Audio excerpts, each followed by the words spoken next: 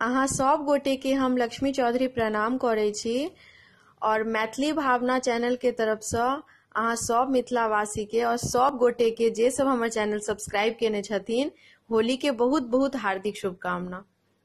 आई हम एकटा होली के गीत गाबि रहल छी। एहि गीत में संग द रहल छथि हमर माताजी। गीत नीक लागत त लाइक करब और एहि गीत के अधिक से अधिक शेयर करब।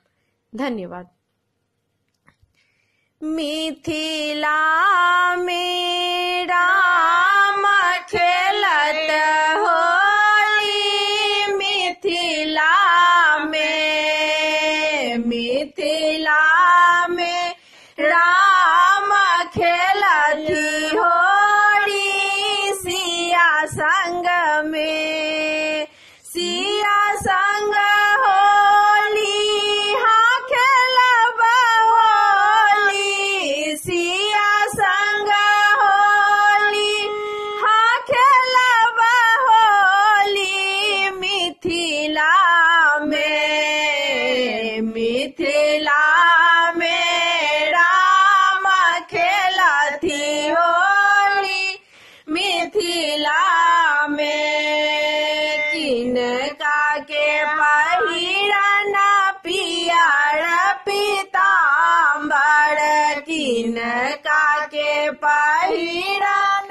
पियर पीताम्बर, पियर पीताम्बर, पियर पीताम्बर, किनका के पहिरन चिर चुनरी, आहे किनका के पहिरन चिर चुनरी, मिथिला में राम खेलै छथि होली, मिथिला में राम जी के पहिरन पियर पीताम्बर, राम जी के पहिरन पियर पीताम्बर, पियर पीताम्बर, पियर पीताम्बर, सिया जी के पहिरन चिर चुनरी,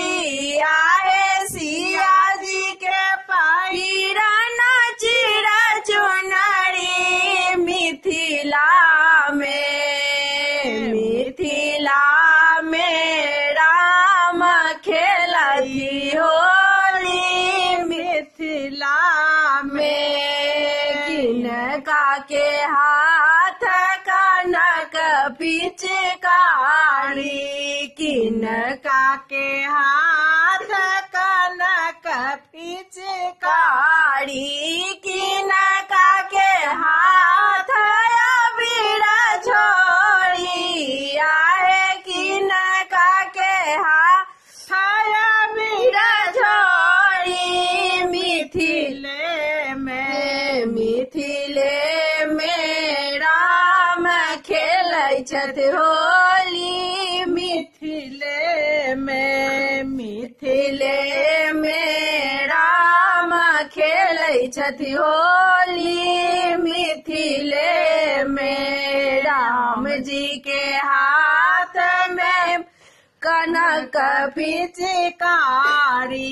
राम जी के हाथ में कनक पिचकारी, सिया जी के हाथ अबीर झोरी, आहे सिया जी के हाथ अबीर झोरी, मिथिला में राम खेलै छथि होली, मिथिला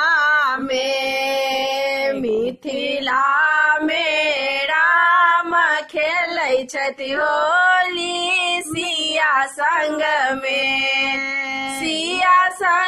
होली, हाँ खेलब होली, सिया संग होली, हाँ खेलब होली, सिया संग में पाहुन खेलै छथि होली, सिया संग में सिया संग में पाहुन खेलै छथि होली सिया संग में।